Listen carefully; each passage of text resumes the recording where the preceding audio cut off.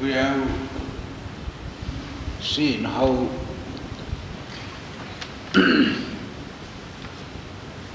human being travels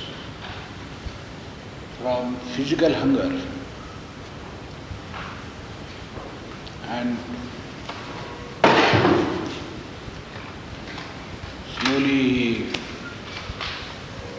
advances so much so that he develops in himself a divine hunger, hunger for the eternal.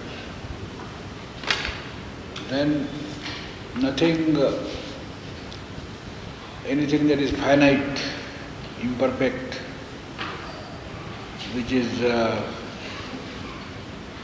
transitory, can satisfy him. And thus, from crude hunger to refined hunger, he travels. The different landmarks in his journey we have been seeing during the last 3-4 discourses. As I told you, if it is to be fitted in that framework, traditional framework of 4 purusharthas, dharma, artha and kama and moksha, these are the 4 purusharthas which give the entire human activity from beginning to end. Dharma, artha, kama and moksha. Human being begins with kama. Kama means desire. Desires of all sorts. For desires, for the fulfillment of desires, he has to use utensils, agencies, means. That is called artha. So he begins from artha and kama, kama and artha. Then he realizes that this satisfaction of desire for himself alone does not give him satisfaction. He must take into account the whole society. My desire is to be reconciled with others' desires. If I were to fulfill my desire, ignoring the desires of others, there will be conflict. And nobody will be able to fulfill one's desires. So it is to be reconciled. And there the role of dharma comes. He goes to a different stage. Then artha and kama on the basis of dharma. Artha and kama on the basis of dharma. Dharma governs. It is not only kama that governs. It is not only artha that governs. Both the kama and artha is governed by dharmic injunctions, governed by dharma. There is a law, there is an order, there are do's and don'ts. There is what is it? Right and wrong. All these conceptions come. That is how the dharma begins to play its role. So, artha, kama and dharma. And later on, when he finds that beyond this, he must go. Even the desires then don't give happiness. After all, why a person wants to fulfill desire? He thinks that it can give him happiness. But he very soon comes to know that every desire, when you satisfy it, it gives happiness, but it paves the way for unhappiness. You can't think of any any satisfaction of desire which doesn't give you unhappiness. With every happiness, atom of happiness, you have to be prepared for unhappiness. This is the law of the world. There is nothing like pure, unadulterated happiness. One must realize this. There is nothing like pure and simple, unadulterated happiness. You think of any happy thing that you may imagine, you will find that correspondingly there is a potentiality of unhappy things to follow. For example, child is born, there is rejoicing in the house. Oh, the child is born. People distribute sweets. But it is also known that the day the child is born, the day, the morning time also is fixed, when he is going to die. A day will come when he will die. The moment the child comes to life, that moment it is decided, it is written on his forehead when it is going to die. So that happiness which you may consider happiness, that happiness paves the way for future unhappiness. When you get wealth, all of a sudden you get some lottery, you get wealth, 2 lakhs you earn just by luck. You are happy, oh, I got 2 lakhs. Immediately, the next moment, your unhappiness begins. Up till now you are very free, you are very carefree. Now you feel, oh, these 2 lakhs, let somebody not steal it, let somebody not forcibly take it from me. Where shall I keep? Shall I keep it in the bank? Shall I keep it in this bank? Suppose this bank comes in liquidation, then what will happen to me? Shall I put it in say, build a house? Suppose the house is confiscated by the government. Somebody sets on fire.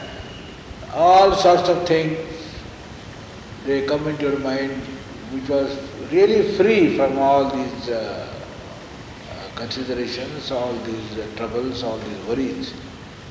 You cannot think of any act of happiness which has no corresponding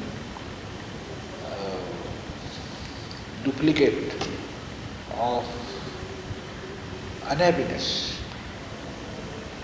So the whole world, you will find it is happiness and unhappiness together. Happiness and unhappiness together. Even you get knowledge, you are happy, you are going to be educated. You read books, you are happy, you are not ignorant. The happiness is there because your ignorance is gone. But once you come to know, then with knowledge, you are when you know that this thing is good and this thing is bad, then this anxiety to do good and avoid bad, when you are ignorant, when you do not know what is good and what is bad, you are very happy. That is why people say ignorance is bliss. Ignorance is not bliss. Ignorance is always bad, no doubt. But ignorance is bliss in this sense, that if you want to remove ignorance, ignorance is removed and that way you are happy. You have gained something. But ignorance has gone and this knowledge has come. Along with the knowledge, the conception of good and bad, right and wrong, that comes, that makes you very anxious. You should not do this, you should not do that, you must do like this, you must do like that. And then that creates tension.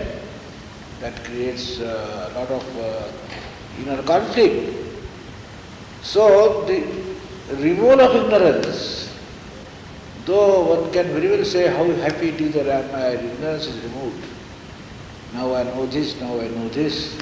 But implications of knowledge, they don't make a man happy in the sense that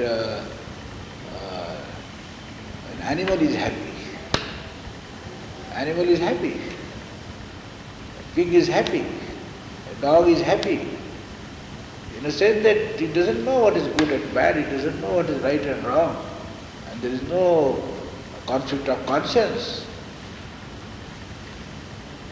And therefore if you want to be a human being and not a dog, certainly you have gone ahead, you have come to a higher plane, and that way you should rejoice it.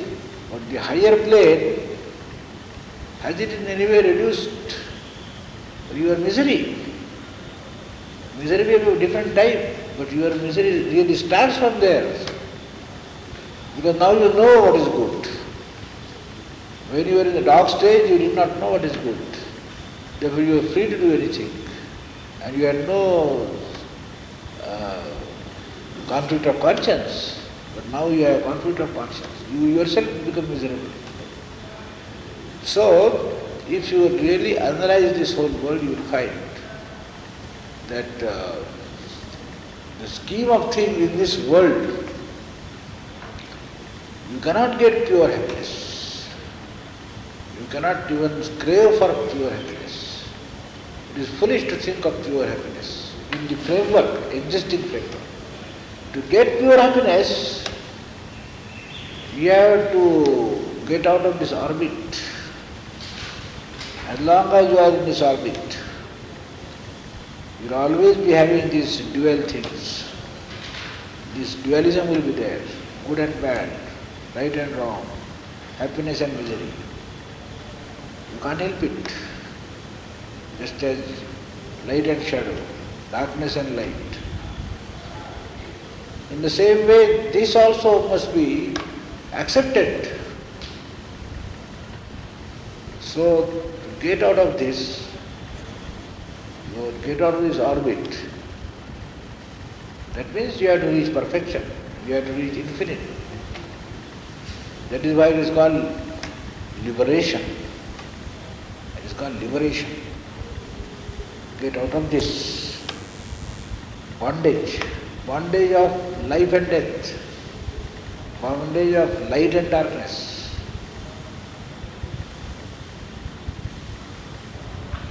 This cycle of birth and death. You have to get out of it and come to your original nature. You have to liberate yourself. Really, we are intellectuals, and if all the faculties given to us by nature, if they are used, then certainly we must ask this question: what is the goal of human life? What is the goal of human life?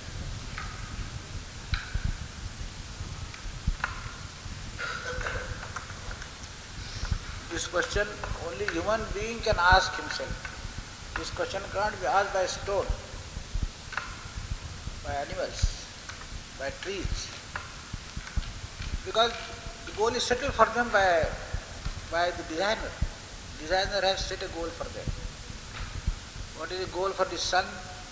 That has been decided. That the sun has not to bother itself about it. The moon has not to bother itself about it. The earth has not to bother itself about it. Even the other insects and mosquitoes and all these small beings, insentient beings and sentient beings, all types, animals, they are also beings. So for them, the goal is set.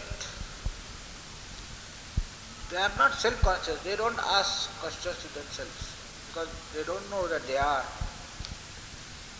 The one difference between human being and others is this, that a human being is self-conscious. He knows, he is conscious about himself. Others, they are not conscious about themselves. This is a very important breakthrough in all the animal world. When we say that man is a rational animal, so what is the difference? What is the exact difference? What makes a man quite different from other beings? It is his self-consciousness, not simply intelligence. Not simply intelligence. This self-consciousness. I am to be conscious about oneself. One may be conscious about others, but to be conscious about oneself, that is the high stage of existence. And that is the speciality with human beings. We are conscious about ourselves. And therefore we are capable of asking this question to ourselves. What is the goal of my life? I am designed for what? We human beings, what is the goal?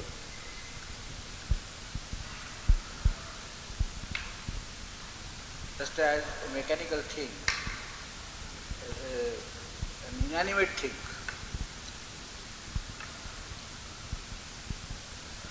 this inquiry is limited. There is no inquiry. They just live because their existence is there. A stone just is there. It is just existing. About us, about we human beings, we cannot say just we are existing. We can make and unmake. We can do and undo. We have been endowed with self-consciousness. We can do a thing, we can undo a thing, we can decide to choose a thing, we can decide to reject a thing. This sort of freedom is given to us. So, whether to go here, whether to go there, this is freedom given to us. That freedom is denied to anybody, any other existence in the world. That freedom is denied to all other creatures.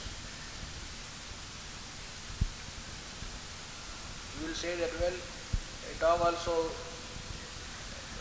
may decide to go here instead of there. But then in all these animals, what guides them is their instinct. What guides them, they are in search of food. Their instincts guide them. We are not only guided by instincts. There may be food, but we may reject it. A person, if he is insulted, and if the man who insulted him, he brings food, he said, no, I won't take it. I will better die. I will not touch it. You can reject it. So, though the animals, they seem to be enjoying freedom, but there is a limited freedom. Instincts guide their actions. Little hungers, very primary hungers, like ahara, nidra, bhaya, maitsurancha.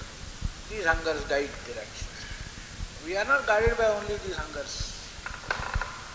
We are endowed with an instrument, with an equipment, of an apparatus to transcend these hungers if we choose to do so. And therefore the question is relevant in the case of human being, that what is the goal of our life? Why this entire universe? And what is driving towards? And what am I to do? What is the destiny? Where am I going? From where I have come?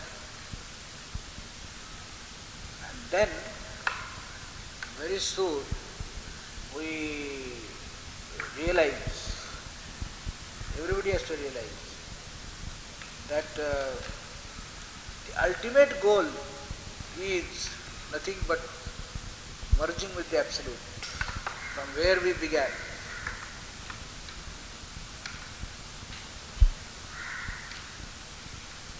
We began from there and we have to ultimately merge into that. You see, our philosophy and what Darwin has said is different. Darwin began with this. Darwin said that the entire world is evolving. The entire world is evolving. It started with just inanimate matter, relentless, ruthless matter going on its relentless way. And from that we evolved this, and then fish came, and this came, and that came, and vegetation came, and man came. This is the theory that is in vogue in the Western world. Our philosophy is different, quite different, geometrically different. We say the entire world is unfolding. The entire world is unfolding.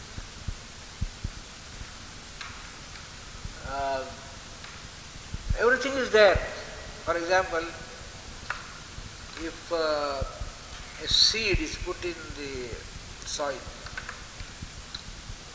a banyan tree, seed is put. It is a seed.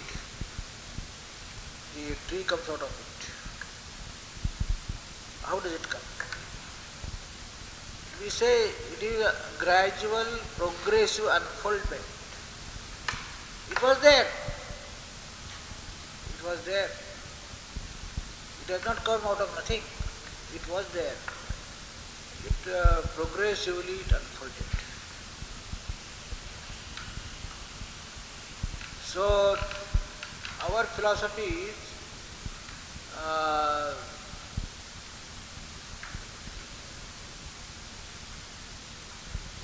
the entire world is the manifestation of divinity.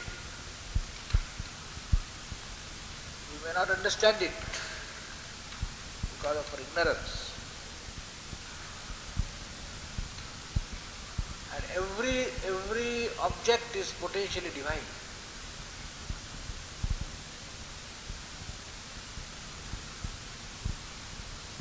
We are also potentially divine. Every soul is potentially divine. Just as in that, just a seed, the entire tree is potential in it.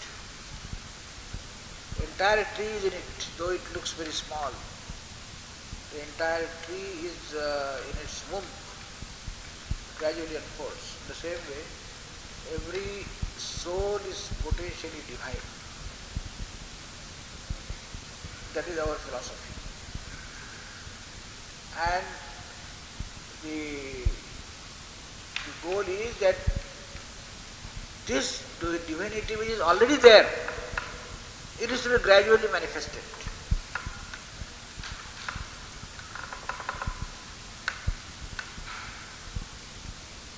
How it is to be manifested? Well, it can be manifested. Some process is there. There is a famous quotation by Swami Vivekananda. He has put it very pithily and very effectively. He said, each soul is potentially divine, and the goal is to manifest this divinity within. The goal is to manifest this divinity within by controlling nature, external and internal. Do it by work or worship, psychic control or philosophy. Do it by one or more or all of these and be free. This is entire religion. He says when this desire, this divine desire is awakened in man, I must strive for eternity. And I must be one with the Absolute. I must manifest the potential divinity in me. My goal. Ultimately I have to reach that. This is the human destiny. You can't escape it. Sooner or later you have to reach it. You may go with winding passage here and there, get lost. Ultimately you will have to reach it. For example, there is one shloka, Subhashita or shloka in Sanskrit. Akashat patitam toyam yatha gacchati sagaram sarvadeva namaskaram keshavam prati gacchati. Meaning, just as when it rains, it may rain at Kanyakumari, it may rain at Nagarkot, it may rain at Trivandrum, Bombay, wherever it may rain. Ultimately, every drop has to find its way to the ocean. Has to find its way to the ocean. Ultimately, in that process it may get dried up and again go up. Say it may start from Madhya Pradesh, somewhere in Jabalpur, Indore. It may drop, and in this process of going towards the ocean it may get dried up and it may go up again. And again it will fall. Somewhere 100, it may take 100 births, it may go 100 times up and down. Ultimately, it has to come to the ocean. One day or the other, it has to come to the ocean. Akashat patitam toyam. From the skies, the rains that come. Akashat patitam toyam. Toyam means water. From the skies, the water comes down on the earth. Akashat patitam toyam yatha gacchati sagaram. Just as it goes to the ocean. And it is say, Sarvadeva Namaskaram. Whomsoever you opt for your salutation, ultimately it will reach the Brahman or the Keshava or the Absolute. In the same way, the human destiny is this. Human destiny is this. Every human being, it is potentially divine, and ultimately this divinity is to be manifested. This divinity is to be manifested. Sooner or later, you may do it by your choice, by your effort. Today, if you refuse, if you ignorance, if you delay, but then sometime or the other, by shortcut or long cut or round cut, ultimately you reach it. So, if you are aware of it, then like a wise man, you expedite it. Why this winding passage? Why this labyrinth? Try to be quick. So, that is the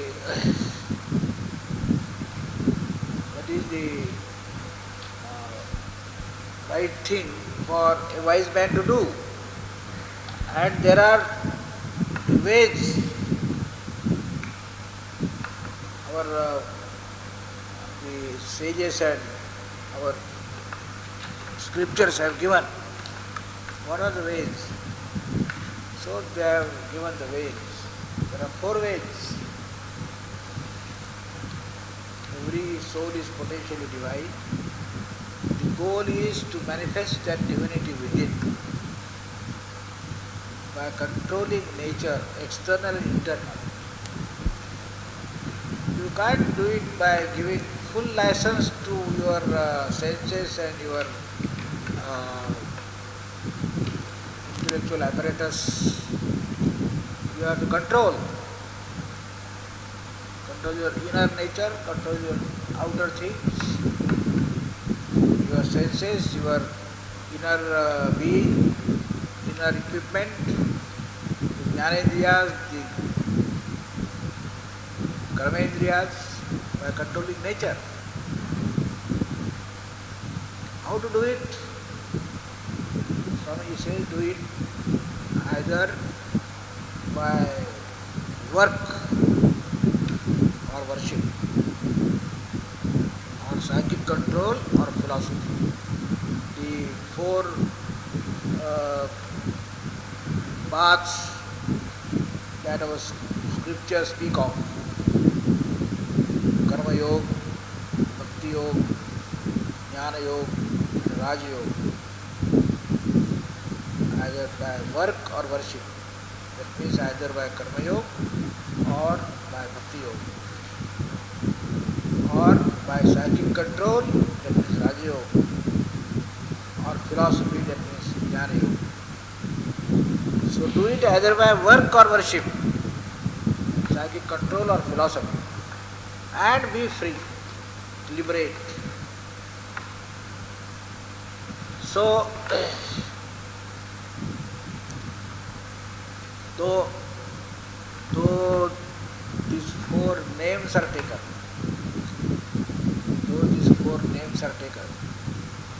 you must be, I would like to warn that these 4 names are there. Just as in language we can give 4 names, but then in actuality all is integrated. In actuality all is integrated. We give names just to identify for our convenience. We give names. Just as in the final analysis, everything is the same. For example, say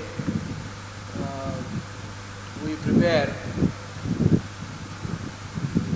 different from the same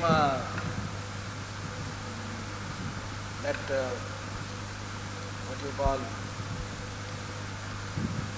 the sweets are prepared in Bengal from that mawa, not mawa, it is called chana with sugar. They prepare. Some are roundish, some are like this. They all belong to the same thing. One is called sandesh, one is called rasmalai, one is so many. I don't even remember the names. But then different names are given. But essentially they are all one. For our convenience, we have given names. So in the same way, though there are different names given for the understanding purposes, to make differentiate one from the other. So these names are given: Bhakti Yoga, Jnana Yoga, Raja Yoga, and this Karma Yoga. But then they are all integrated. When a particular emphasis is there, then you may say Karma Yoga. When there is another emphasis, you may say something. But then you won't find one thing in undiluted or unadulterated form. It is called adulteration. It cannot be just singled out. You give names. That is the only way for exchange of views to understand.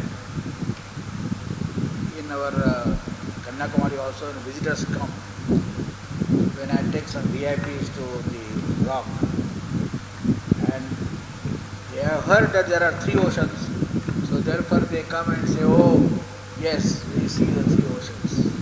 We this is green, there is a blue, that is little yellowish. So we can see three distinct waters. Well, because they first are, there are preconceived notion that there are three oceans have come together, and therefore they also begin to see different colors. But then, if they just apply their mind, they will come to know that these are the names we have given to these oceans. There are never three oceans. We have given names because it is just at the south of India we are telling the Indian Ocean, because it is adjacent to this Arabistan, so it is Arab Sea, so it is beneath Bengal, therefore it is Bengal Sea. These are the three names we have given for our own convenience, just to give geography to children. But actually there is one sheet of water, one single expanse of water, undifferentiated. In the same way, though these four names are given, they are only for just differentiating the emphasis. Karma Yoga, Jnana Yoga, Bhakti Yoga and Raja Yoga.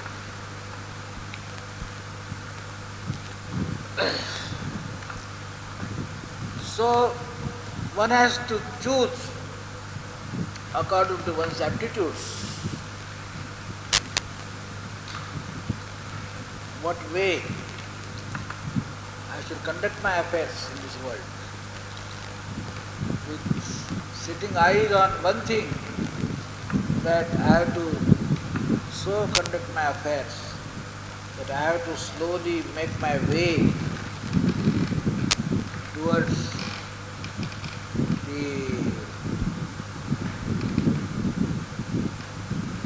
full manifestation of divinity. That is my goal. So, when we say that we have become now adults and we know what to do, we are now independent, we can think for ourselves, in the right sense of the term.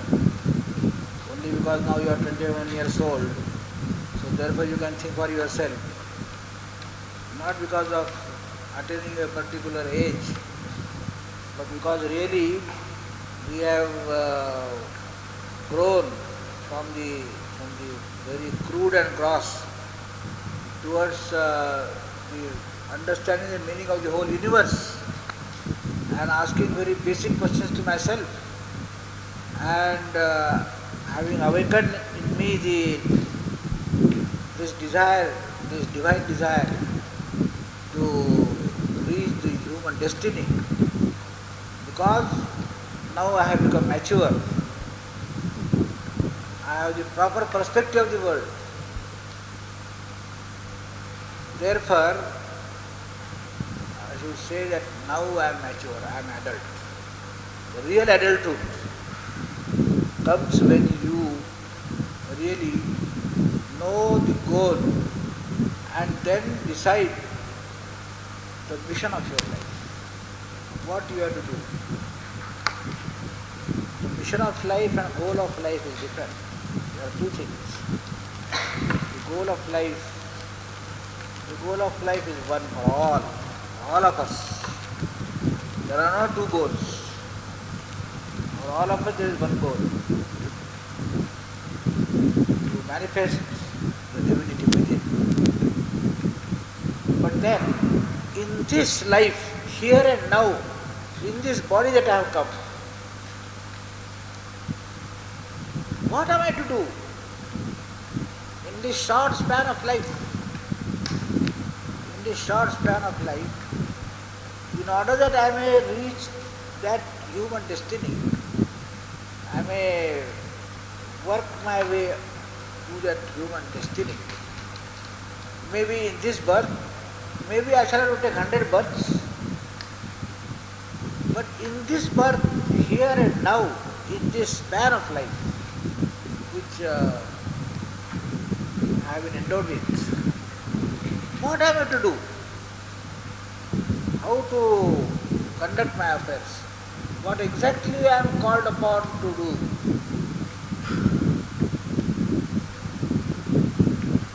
Because we have our past, in the sense that we have a legacy.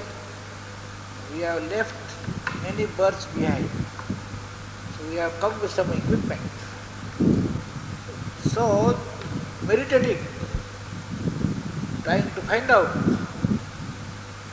and knowing one's own potentialities, one's own limitations, one's own aptitudes. One has to discover is the right word, one has to discover the mission of his life, what he should do,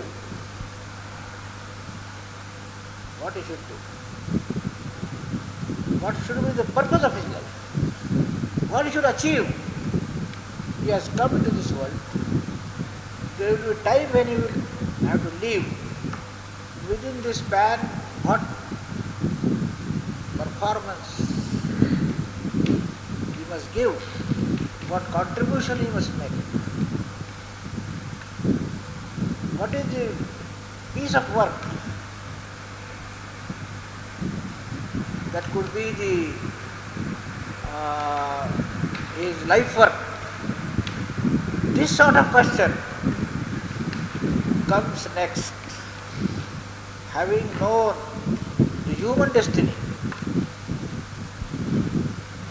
and known that once, today, tomorrow, this birth, after 100 births, I shall have to reach that goal, which is the goal for everybody of us. What I should do in this life. When you arrive at something, when something strikes you and you feel, yes, this is the goal of my life, this is the purpose of my life, this I have to achieve, this is my destination, this is the station that I have to go. When you come face to face with the purpose, with the vision of your life, then your life begins. Then your wandering ends. As long as you don't arrive at the purpose, you are a wanderer, you are a vagrant, you are a loafer. Loafer not in the sense as the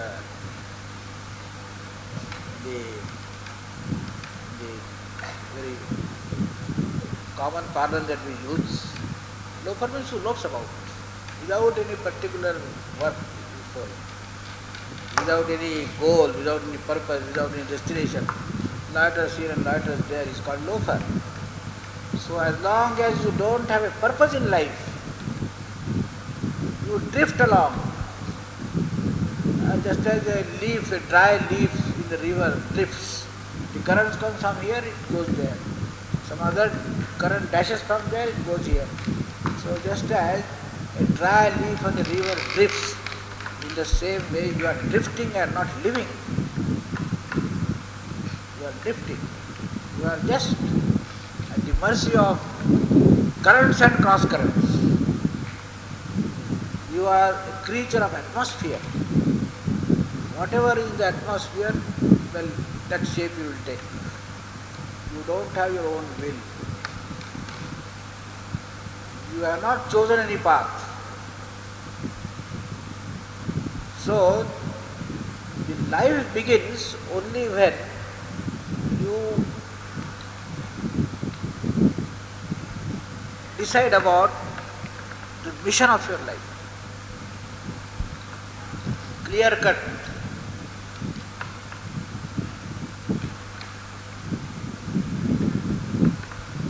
And therefore I say that the real adulthood comes, the real childhood ends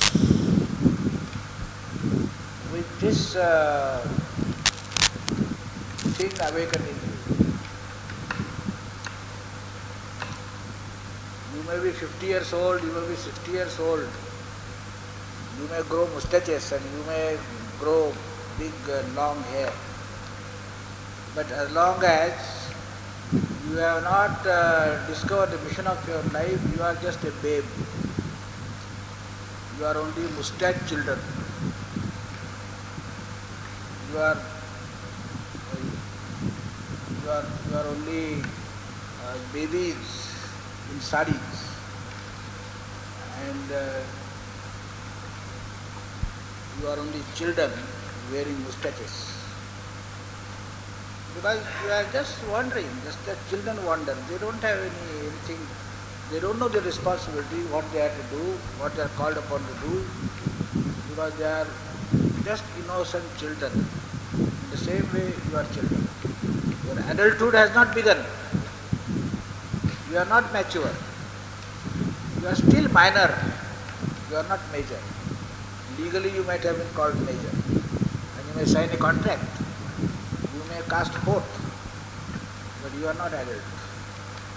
You are just a babe, because you have not discovered the mission of your life. Your life has not begun. You have not even started your life. Life will start only when there is a clear-cut mission before you. This I have to do. Then alone your pilgrimage starts. There is a difference between a pilgrim and a wanderer.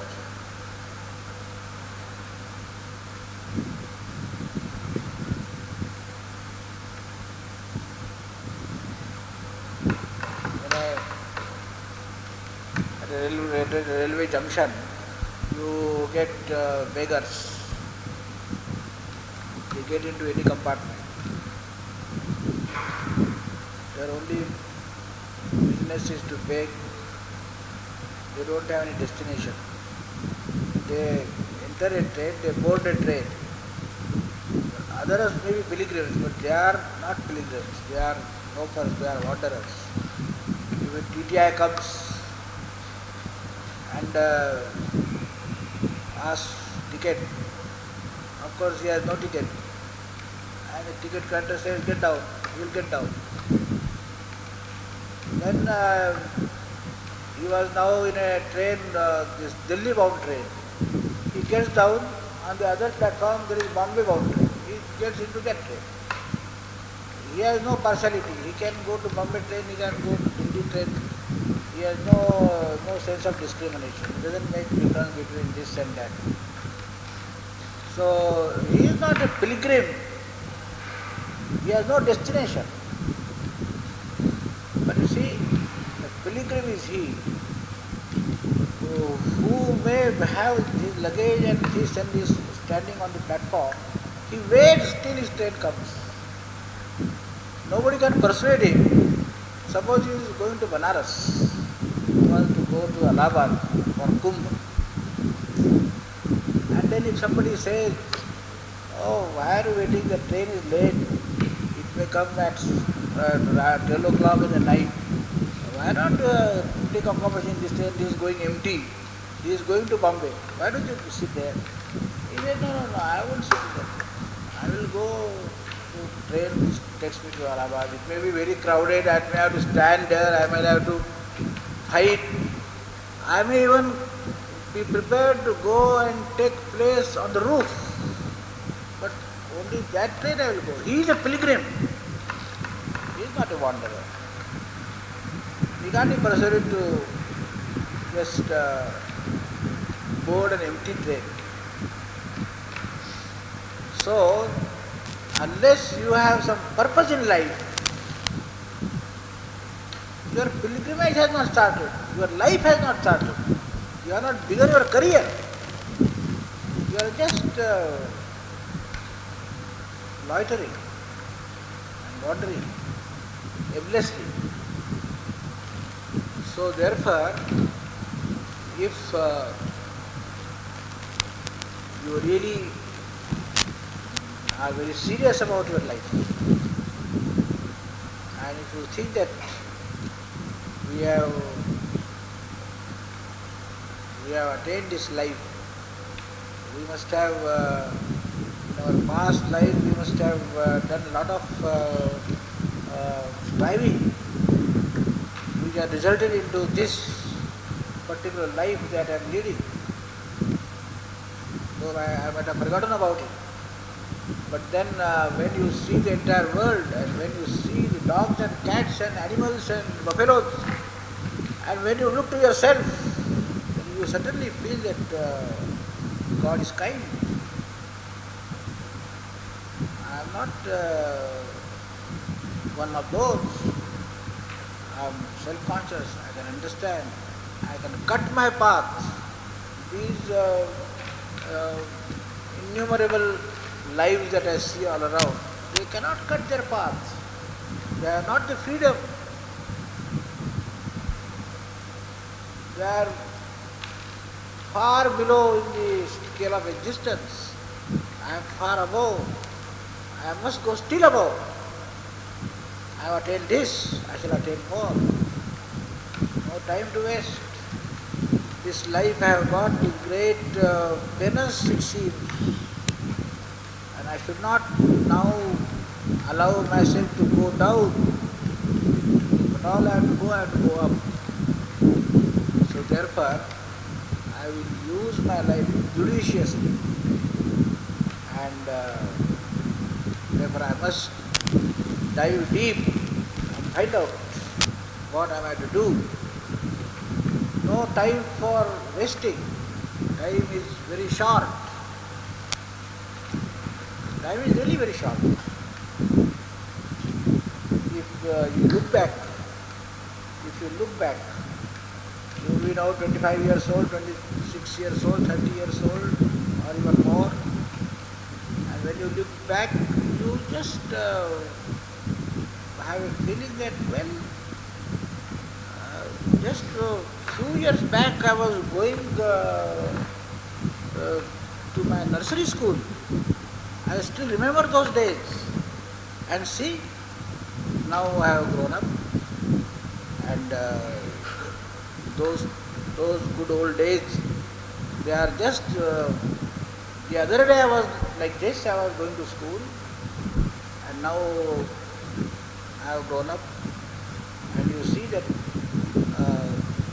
people who in my young age I have seen as very young people, they have gone grey and they have gone old. So I shall also be growing grey and old, no time. Time is very short. So this short span of life is to be properly utilized. I always give the example of our play that we play generally in our country. It is called kabaddi. As we play in kabaddi, when one goes into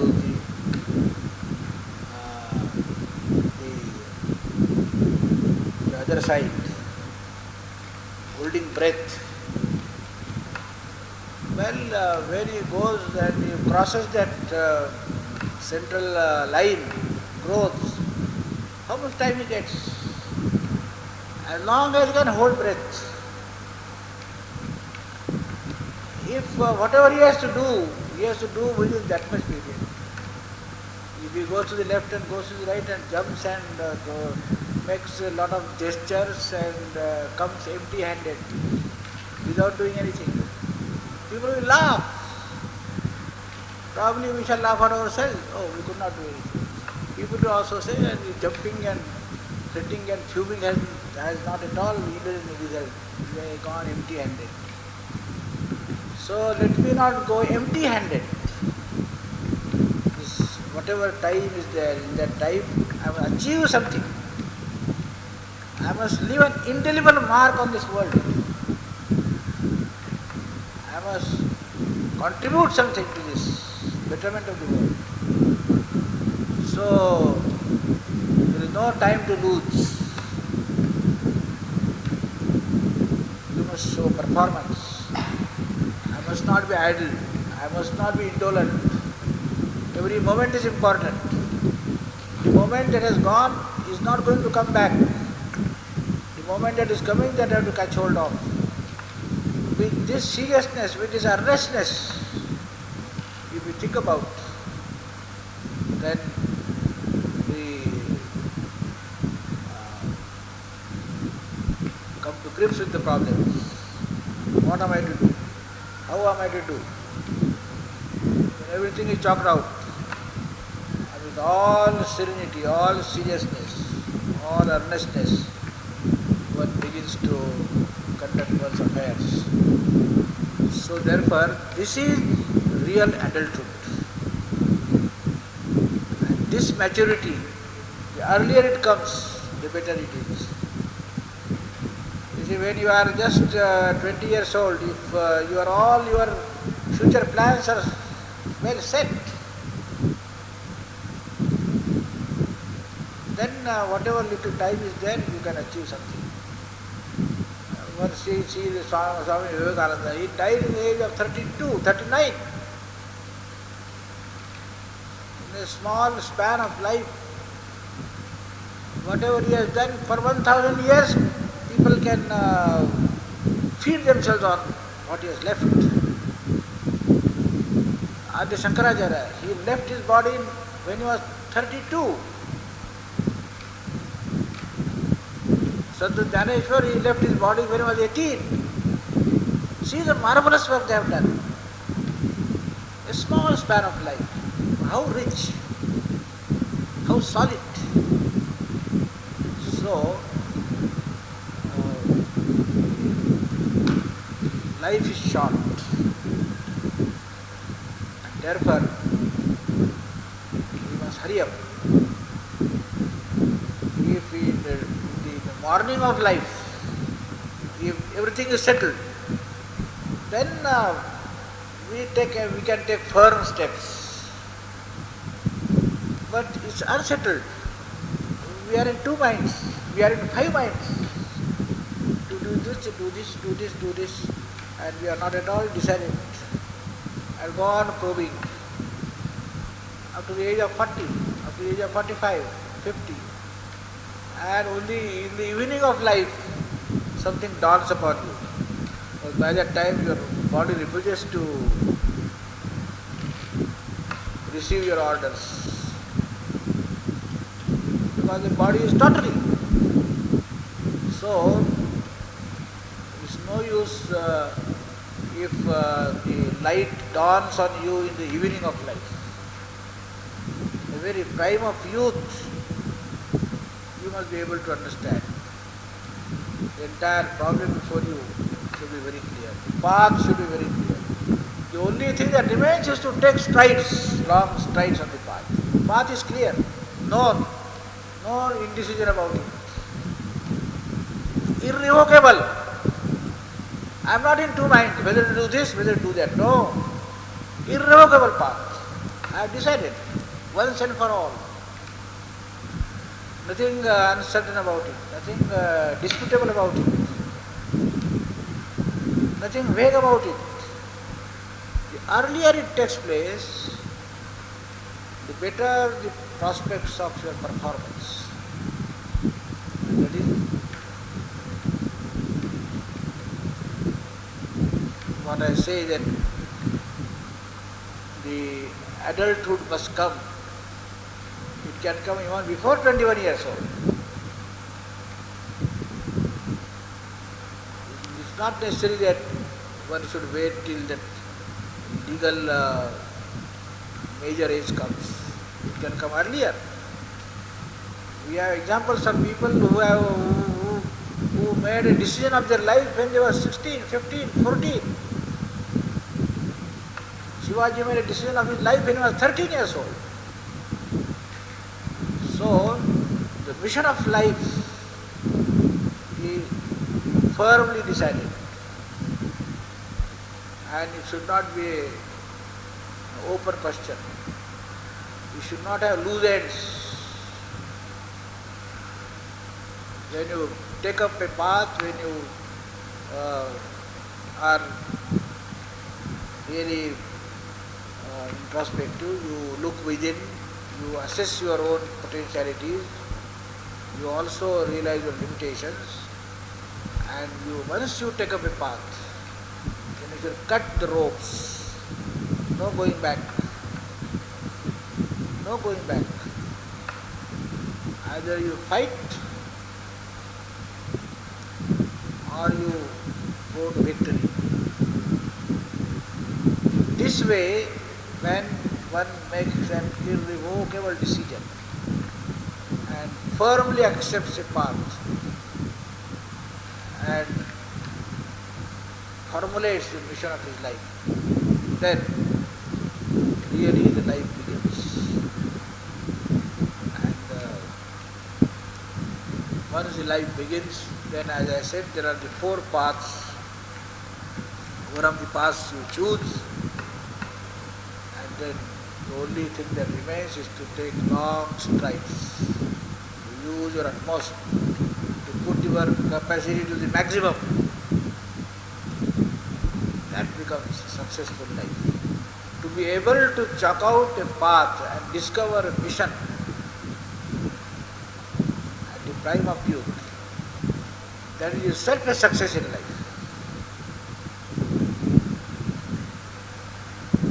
We shall consider other aspects of